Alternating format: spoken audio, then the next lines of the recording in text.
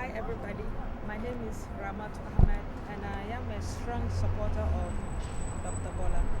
What I have to say is not related to medicine because I don't have any medical background, but just to tell everybody to support Dr. Bola. Dr. Bola has everything that we need. Dr. Bola has everything that we need to get the right leader to lead us in District 16. He is a doctor, he is a father, and he's people's person. I know Dr. Bola for some time now, and I'm strongly behind him. So I'm calling on everybody in District 16, regardless of where you come from, whether you are Spanish, whether you are African. I mean, we are calling on all good people to support Dr. Bola. Come 11th of September, we are going to march together to the City Hall to celebrate and have Dr. Bola. We are going to point to him his seat in the district, in the City Hall. So I'm just here to tell everybody to support Dr. Bola. Dr. Bola is the right person and we are all behind him. All the youth, women in particular, children, everybody who is in district should support Dr. Bola and they should come out in their numbers to vote for Dr. Bola. I hope I will see you all on the 10th of September. Please come out and vote.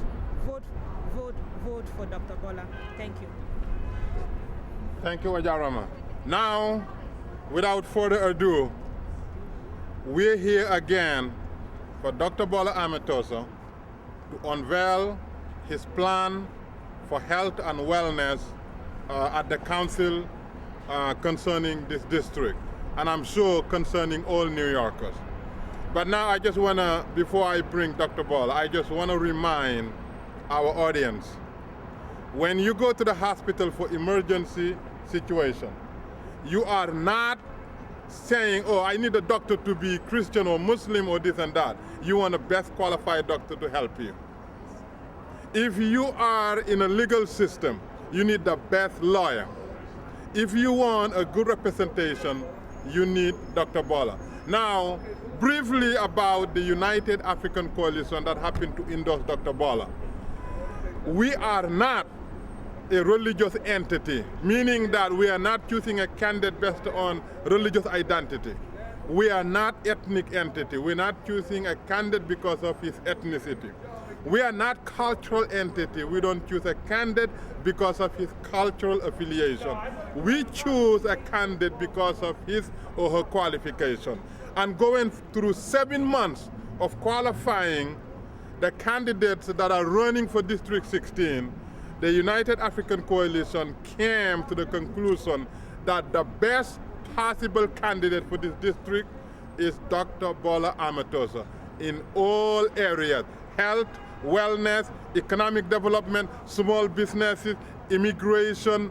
You're talking about housing, you're talking about medicine, you're talking about community affairs, you're talking about public safety, public health. All are within his package, and nobody else can come close to that qualification. So my brothers and sisters, I want you to go to the polls on September 10 and make sure that you change the condition of District 16 by electing Dr. Bola Amatoso, so that every single resident will thank you for your vote. Because for so long, this district has been mislabeled. For so long, kids are dying here. For so long, women are dying because of health problems. For so long, public safety is affecting this community.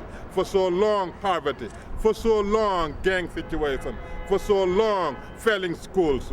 For so long, we're dealing with the same exact recycle problem. And to change this reality, we need to change those who are not as effective as Dr. Bola Amatoso.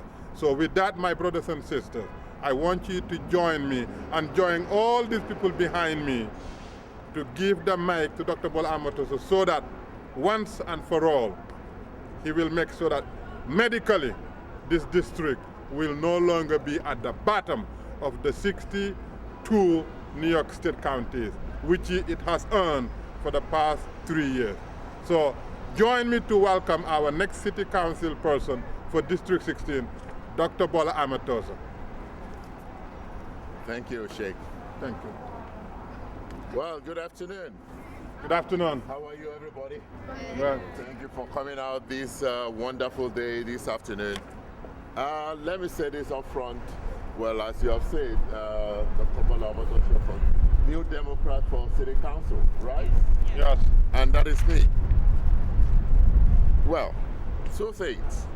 It's always very, very difficult to talk to Bronxites about health. Why is it difficult? Because there are several other issues that we have to face in the Bronx, which of course includes housing, crime rate, unemployment, education, and to just mention a few. But when it comes to health, we put it at the back burner. Why is it? You can't blame anybody for that, because primarily it's not a priority for individuals. And when you look at the structure of our health system, it's very easy. You have to deal with it on individual basis. You go into your doctor's office by yourself. Everybody who is 18 years and older, you're entitled to vote in this country. And with that same age range, once you walk into a doctor's office, you can no longer be accompanied by your parent. You have to be there yourself to handle your health issues yourself. And with the privacy that is involved, you have to deal with the consequences yourself. But one thing is certain, at the end of the day, there is statistics, which of course count as numbers, and that statistics, when you have that report of that statistics, especially in New York City, especially in this great state of New York, and even in this county, out of 62 counties in the state, 62, the Bronx, which we all call home, has the worst health record. And top on the list is our mortality record, which is not good. And what do we say about that? The key is that we have to do something about it. You would think it should be a natural thing, and it should come natural that in a county like the Bronx, where you have the health disparity among the minorities and the socioeconomic and the low socioeconomic status individuals who live in our district, that it should come natural when you have a medical doctor like myself, who is also involved in the local grassroots politics. Although I'm not a career politician, getting involved in the system, it should be a done deal that almost everybody, without thinking twice, should give my humble self the endorsement. Let's be real. My fellow Americans, African Americans, Latinos, nobody's living here alive. We only have one life to live. It only depends on how quality or the quality of life that we want to live. And that is the yearning of all our elected officials. That's the yearning of all prospective elected officials. And that's the yearning of all individuals for us to improve the quality of life that we have to live. And that quality of life begins with each and every one of us. We have one great opportunity. Opportunity comes, no, it's never lost. It's just that you allow somebody else to take it. What am I saying? Health is wealth. It's very important and very crucial to our district, to the great borough called the Bronx, always referred to as one Bronx, to have an opportunity to elect the first medical doctor to City Council, especially in this time when we have the implementation of affordable health care, popularly called Obamacare. It may have its own flaws, but we know our own health record. Asthma, very high in our district. Hypertension, very high. Diabetes, very high. When you talk about cancer, you can't even mention it because, people are just dying. How many more people do we have to lose in our district? How many more people do we have to lose in our district? How many more people do we have to bury before we need to be proactive? Now the entire district of District 16 have one opportunity. We have one of the greatest health institutions in the Bronx. But the problem is, which is part of why I'm part of the solution, the problem is there is a big disconnect between the Bronx health providers, and the community. I stand in the gap of being able, as a swing door, to being able to bring the community together along with the health providers so that we can have the desirable health records that we need. Some of the health factors that we have affecting us are health behaviors. Adult smoking is way beyond what you can think of. 18%, in fact greater than that, I was just being modest, taking the most recent survey. When you talk about adult obesity, more than 28 or 30% of our people in this district are obese. When you talk about physical activity, we lack so many parks, we lack so many open space that 30% of us in this district no physical activities. Excessive drinking, more than 15% in this district.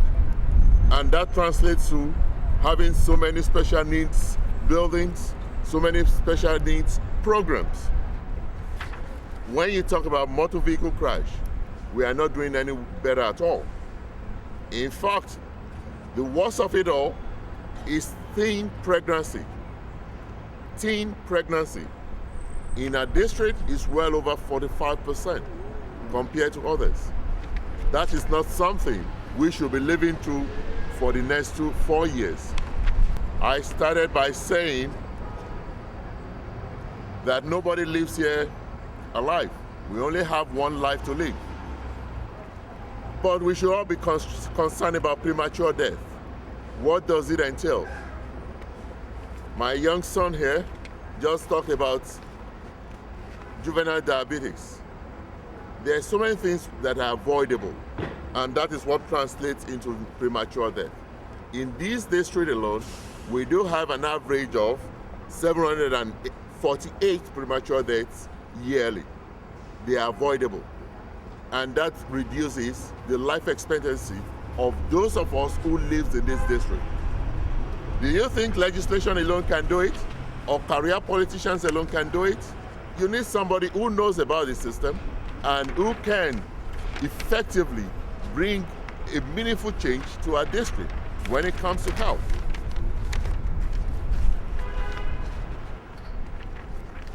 The other statistics which I want to share with you, when you talk about how many people, percentage in our district that have poor health, well over a quarter. That is 1 out of every 4 people you walk into in the subway, in the train station, are living with poor health in our district, 24%. Physical health days, 4.1. What does that mean?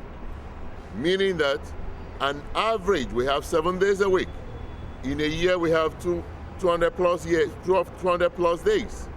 That means an average person in this district have more than 4 days of poor health than every other person living in the entire counties, other counties. When we talk about mental health days, it's also close. We have more people living in our district having challenges with mental health. If we talk about low birth weight, of course our women are giving birth. 10%, these are things that are avoidable. More than 10% of deliveries in our district, which are being serviced by our providers, have low birth weight, more in our district. When we talk about clinical care, and what that means is visit to the hospitals, emergency rooms, and on within this same district, 16th district. The uninsured population that we have in our district is way beyond 17%. This is a young community for most people because it's an evolving community of various ethnicity, at least in the last 10 years.